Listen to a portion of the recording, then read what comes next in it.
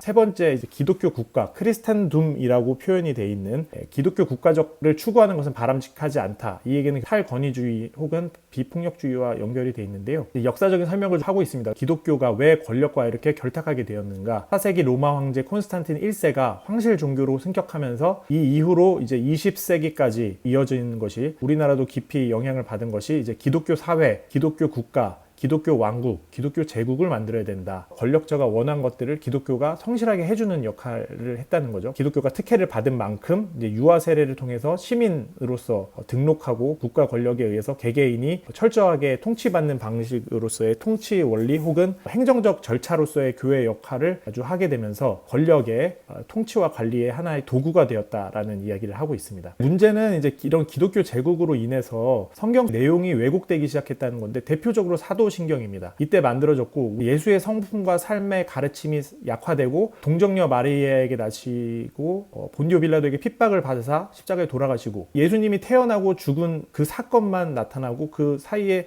예수가 가르친 여러 가지 삶의 전복적인 가치들과 혁명적인 이야기들에 사라졌죠. 뿐만 아니라 그 당시에 나오는 이제 예술 작품들, 이런 것들에 봐도 이제 예수님의 이미지는 황제의 이미지하고 닮아 있죠. 기독교 제국이 받아들일 수 없는 가르침은 산상수훈의 가르침인데, 예를 들면 누가복음을 보면 실제 가난한 사람이 복이 많다라는 식으로 누가의 표현은 좀 마태의 표현하고 좀 다르거든요. 고통받고 가난한 사람들을 직접적으로 다루는데요. 이런 것들을 이제 교회에서 전혀 다루지 않게 됩니다. 설교의 내용으로서. 부자에 대해 비판하거나 권력에 대해서 비판하는 것은 이제 사라지게 되는 거죠. 성경 내용이 권력에 부합하는 내용만 발췌돼서 읽혀지고 해석되는 문제들이 생겨납니다. 기독교 국가가 되면서 일어난 세 번째 현상은 교회가 하나의 조직이 되면서 계급화되고 여러 직분들이 생기면서 조직을 강화하는 굴레에 빠져들면서 여느 사회 조직과 마찬가지로 그냥 조직을 운영하고 조직을 키우는 데에만 집중하게 된 모순에 빠지게 되고요.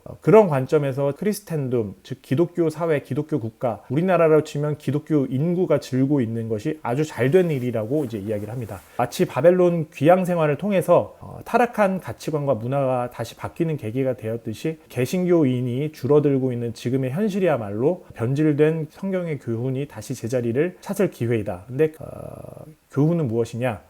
주류가 아닌 소수임이 아닌 주변, 특권층이 아닌 다원성, 기관과 조직이 아닌 운동, 지리적 차원의 정복적 선교가 아닌 사회 자정 운동으로서의 그런 것이 본질이 아닌가라고 이야기를 하고 있습니다. 네 번째, 아나베프티즘의 핵심적인 신념으로 지위와 부, 권력을 추구하지 않는다인데요. 기독교에서 윤리의식이 타락했고, 예를 들면